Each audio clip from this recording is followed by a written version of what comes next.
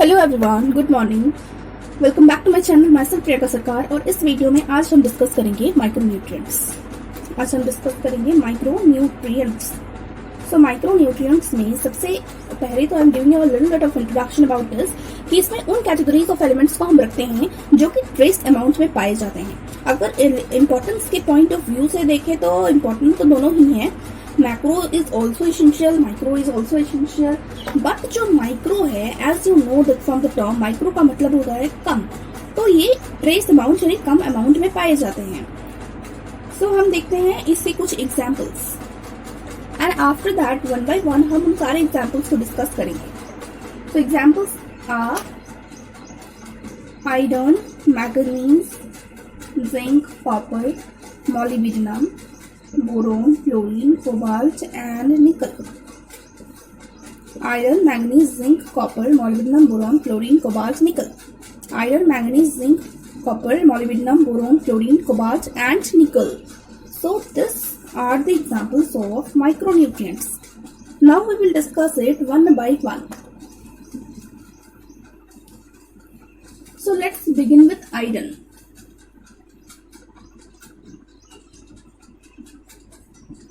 सबसे पहला पॉइंट, सबसे फर्स्ट पॉइंट, तो फर्स्ट पॉइंट है कि ये सॉइल में किस फॉर्म में प्रेजेंट रहता है। तो सॉल्युबल एफी के फॉर्म में ये सॉइल में प्रेजेंट रहता है और बहुत ही इसका अगर हम बात करें इनसॉल्युबल इनऑर्गेनिक फॉर्म का, तो इनसॉल्युबल इनऑर्गेनिक फॉर्म जो है वो है Fe+3 FeOH2+, जिसको हम क्या बोलते हैं, हाइड्रोक्सोफेरिक आयन बोलते हैं। एंड ऑल्सो FeOH2+, जिसको हम बोलते हैं डिहाइड्रोक्सीफेरिक आयन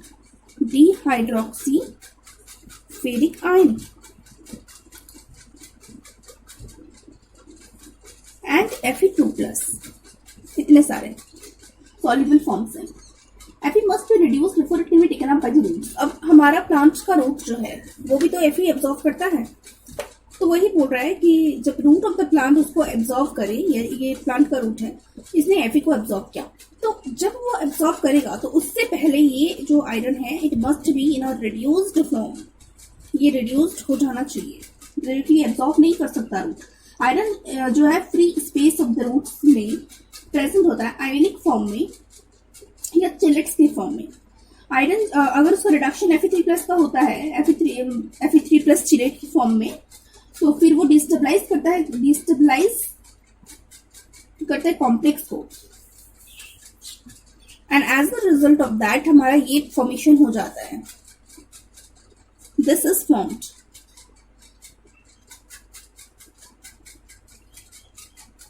अब ये जो रिडक्शन हुआ, इस रिडक्शन का रेट किस पे डिपेंड होता है? इस रिडक्शन का रेट डिपेंड होता है पीएच पे। ये होता है पीएच डिपेंडेंट। और कैसे डिपेंड करता है? इनवर्स डिपेंड करता है। लाइक अगर हमारा पीएच लो होगा तो रेट जो है वो हाइयर होगा, यानी एक दूसरे से जस्ट इनवर्स रिलेट करते हैं। Now we will discuss the next points and over the next points. तो उनमें से एक बहुत ही इंपॉर्टेंट पॉइंट यहाँ पे ये है कि अगर कोई आपका जैसे कि राइस है, तो राइस में क्या होता है, अगर आयरन टॉक्सिसिटी हो गई तो उसको हम क्या बोलेंगे, एक टर्म बोलेंगे उसको, that is bronzing. So this is the important, you have to remember, one word questions में भी आ सकता है, व्हाट इज ब्रॉन्जिंग। तो जब राइस में आयरन टॉक्सिसिटी हो जाए दैट इज कॉल्ड ब्रॉन्जिंग। जब राइस में आयरन टॉक्सिसिटी हो जाए दैट इज कॉल्ड ब्रॉन्जिंग। इसमें क्या होगा, जो टाइनी ब्राउन जो लीव्स है वो टाइनी ब्राउन अपीयर होंगे, वहां पे Fe का कंसंट्रेशन बहुत ज्यादा हो जाएगा, आयरन का जो कंसंट्रेशन है वो बहुत ज्यादा हो जाएगा। और अगर हम Fe क्लोरोसिस का ट्रीटमेंट करें, आयरन में क्लोरोसिस का ट्रीटमेंट करें, तो क्या करेंगे, तो सॉइल में हम इनऑर्गेनिक आयरन सॉल्ट को ऐड करेंगे, without effect for the Fe is rapidly made insoluble as oxide.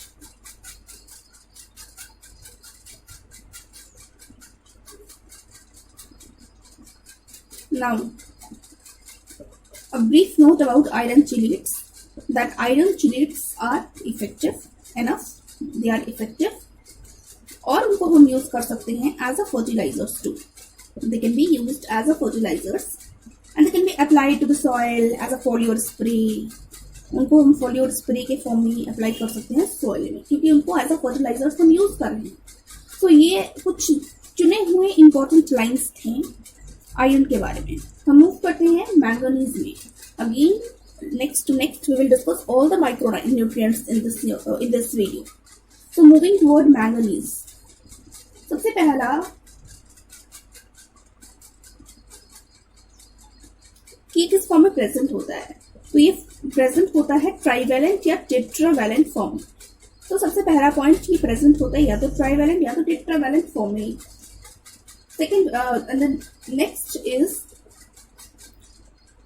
कि सॉइल सॉल्यूशन में कौन सा फॉर्म सबसे ज्यादा पाया जाता है. तो सॉइल सॉल्यूशन में मैंगनीज का जो फॉर्म सबसे ज्यादा पाया जाता है that is the divalent form. Divalent form यहाँ पे सबसे ज्यादा मतलब मोस्टली यहाँ पे पाया जाता है सॉइल में मैंगनीज का. अब ये किसको रिजेंबल करता है? ये रिजेंबल करता है मैग्नीशियम को उसके बायोकेमिकल फंक्शन में. रिजेंबल हर चीज में नहीं करेगा, लेकिन बायोकेमिकल फंक्शन में रिजेंबल करता है. This you have to remember. उसके बाद में both the ion bridge ATP with enzyme complexes. Moving toward the next topic, next point, and that is कि ये जो हमारा मैंगनीज है ये स्पेसिफिक नहीं है. It is not specific. ये स्पेसिफिक नहीं है. क्यों मतलब स्पेसिफिक नहीं है? क्योंकि इसके काम को, इसके फंक्शन को हम रिप्लेस कर सकते हैं. इसके फंक्शन को मैंगनीज स्पेसिफिक इसलिए नहीं है क्योंकि इसको हम सब्स्टिट्यूट कर सकते हैं मैग्नीशियम से, यानी वो काम ये कर सकता है मैग्नीशियम. तो इस पॉइंट ऑफ व्यू में it is not specific. Specific किसको बोलते हैं? जिसके फंक्शन को, जिसके काम को कोई दूसरा रिप्लेस ना कर सके. उसके मतलब अगर वो सपोज एंजाइम की कमी हो गई, वो कुछ एलिमेंट्स की कमी हो गई, तो उसका जो कमी है उसकी भरपाई कोई दूसरा एलिमेंट नहीं कर सकता. दैट इज स्पेसिफिक, यानी उस काम को वही कर सकता है. लाइकवाइज अगर हम हमारी बॉडी के कुछ एंजाइम्स की ही बात कर लेते हैं जो प्रोटीन को डाइजेस्ट करता है. अब वो एंजाइम अगर बॉडी में एब्सेंट हो गया सपोज, तो ये स्पेसिफिक है. Why it is specific? क्योंकि अगर वो एब्सेंट हो गया तो carbohydrate digesting enzyme, fat digesting enzyme will not digest this protein. ऐसा नहीं है कि यहाँ पे जो कार्बोहाइड्रेट और फैट डाइजेस्टिंग एंजाइम है उसने इसको डाइजेस्ट कर दिया, इसके एंजाइम्स का काम कर दिया. ऐसा कभी नहीं होता. इट विल रिमेन अनडाइजेस्टेड, क्योंकि कार्बोहाइड्रेट और फैट डाइजेस्टिंग एंजाइम कभी भी जाकर के प्रोटीन को डाइजेस्ट नहीं करने वाला. तो स्पेसिफिक फंक्शंस होते हैं, जैसे एंजाइम्स होते हैं स्पेसिफिक इन नेचर होते हैं. तो उसी प्रकार से यहाँ पर जो है बोला है Mn2+ इन मैग्नीशियम. मैंगनीज हमारा स्पेसिफिक नहीं है. It is not specific because हम इसको सब्स्टिट्यूट कर सकते हैं मैग्नीशियम से. सब्स्टिट्यूट हम इसको कर सकते हैं. Now moving toward the next point. What is the next point? कि मैंगनीज जो है वाटर स्प्लिटिंग रिएक्शंस में पार्टिसिपेट करता है. O2 इवोल्यूशन में हेल्प करता है. O2 इवोल्यूशन में हेल्प करता है. अगर उसकी डेफिशिएंसी हो गई तो हम कुछ उसके डेफिशिएंसी पॉइंट्स देख लेते हैं कि अगर उसकी डेफिशिएंसी हो गई तो क्या होगा. तो अगर उसकी डेफिशिएंसी हो गई तो क्या हो जाएगा? डिसऑर्गेनाइजेशन होगा लैमिनर सिस्टम क्लोरोप्लास्ट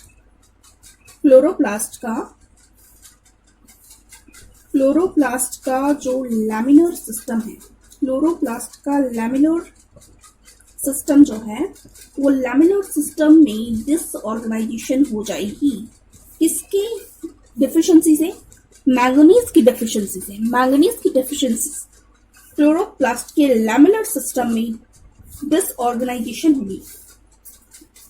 ऑल्सो इसकी कुछ डेफिशिएंसीज मैग्नीशियम की डेफिशिएंसीज को रिजेंबल करता. इसकी कुछ डेफिशिएंसीज हमारा जो मैग्नीशियम डेफिशिएंसी है उसको भी रिजेंबल करता है.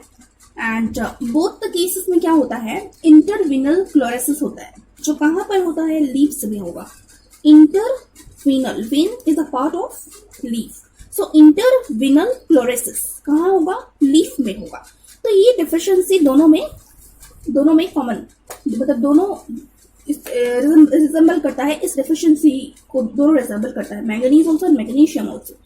होएवर जो मैंगनीज की डिफिशियंसी सिम्टम्स हैं, सबसे पहले हमें मिलती है यंगर लीव्स में, सबसे पहले हमें मिलती है यंगर लीफ में।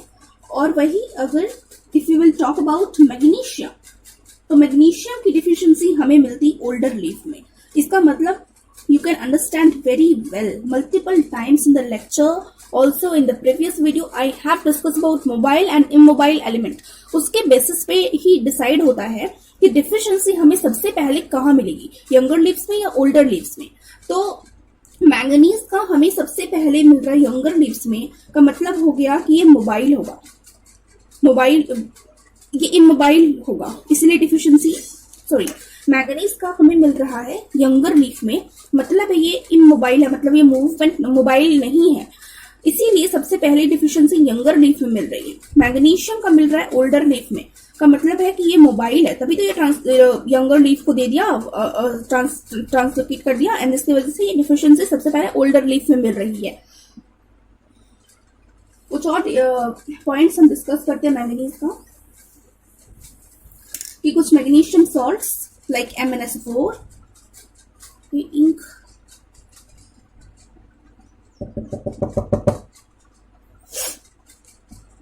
MnSO4, कुछ सॉल्ट्स का डिस्कशन करते हैं। MnSO4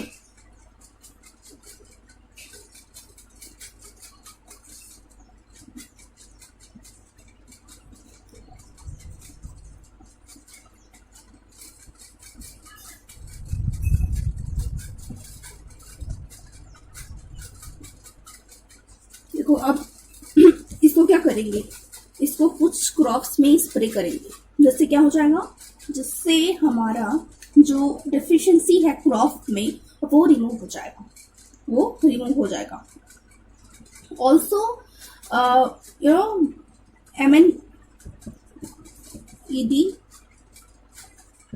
this can also be used. That's all for manganese. I think यहाँ पे हमें इतना ही पढ़ना था। And now I am moving towards zinc. And another micronutrient. तो फर्स्ट तो ये है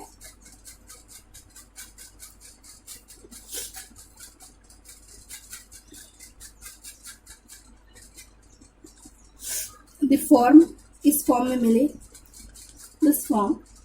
उसके बाद में नेक्स्ट पॉइंट इज किसमें ये इन्वॉल्व होता है। सो नाइट्रोजन मेटाबॉलिज्म में इन्वॉल्व होता है, नाइट्रोजन मेटाबॉलिज्म में इन्वॉल्व होता है।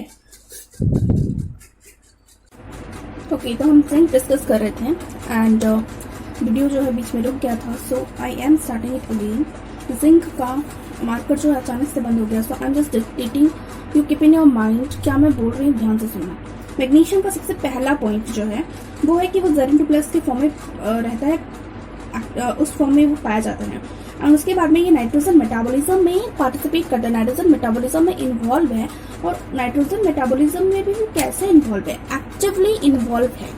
सो नाइट्रोजन मेटाबॉलिज्म में एक्टिवली इन्वॉल्व है। थर्ड पॉइंट जो उसका है, थर्ड पॉइंट है कि डिफिशिएंट अगर जिंक का डिफिशियंसी हुआ किसी प्लांट में, तो क्या हो जाएगा, उसकी प्रोटीन सिंथेसिस, उसका प्रोटीन लेवल जो है डिक्रीज हो जाएगा, यानी इसमें प्रॉब्लम्स आएंगी। Also amino acids and amides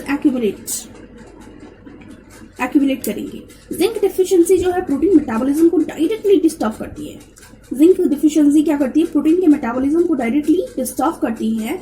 और कैसे डिस्टर्ब करती है उसको, कैसे प्रोटीन मेटाबॉलिज्म को डिस्टर्ब करती है, वो क्या करता है कि आरएनए पॉलीमरेज को इनएक्टिवेट कर देता है। जैसे ही हमारी जिंक प्लांट में जिंक की डिफिशियंसी हुई, तो उसका जो आरएनए पॉलीमरेज है वो इनएक्टिवेट हो जाता है।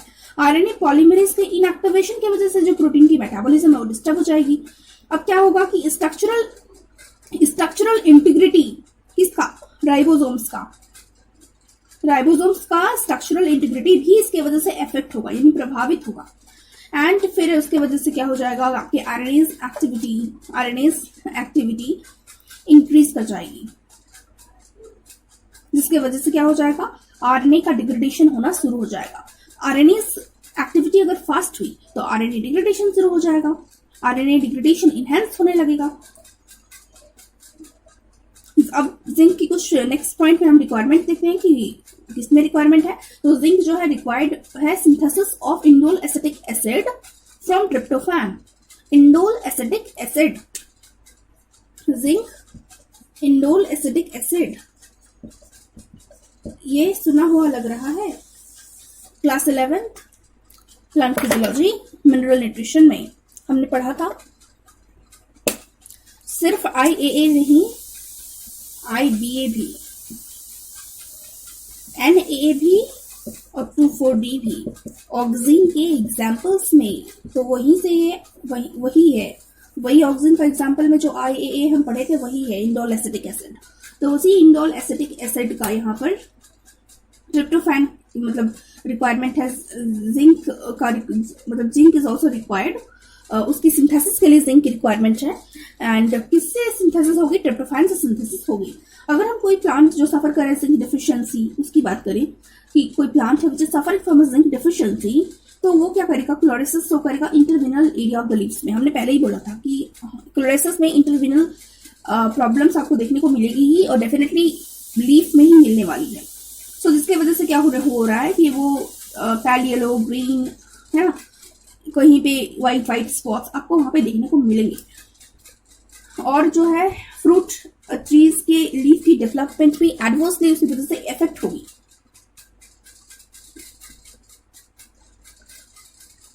नाउ द नेक्स्ट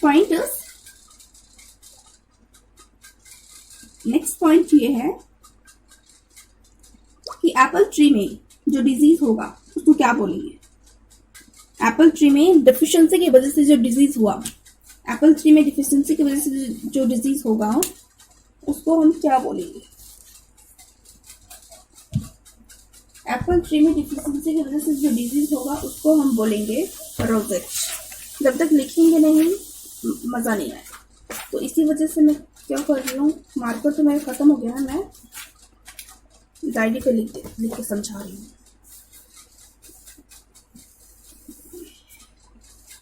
तो क्या बता रहा है कि अगर एप्पल ट्री है मान लो, तो इस एप्पल ट्री में क्या बोलेंगे, ये जो एप्पल ट्री है इसमें हम डिजीज जिंक की डिफिशियंसी की वजह से जो होगी उसको क्या बोलेंगे, उसको बोलेंगे रोजेट, या उसको हम बोलेंगे लिटिल लीफ।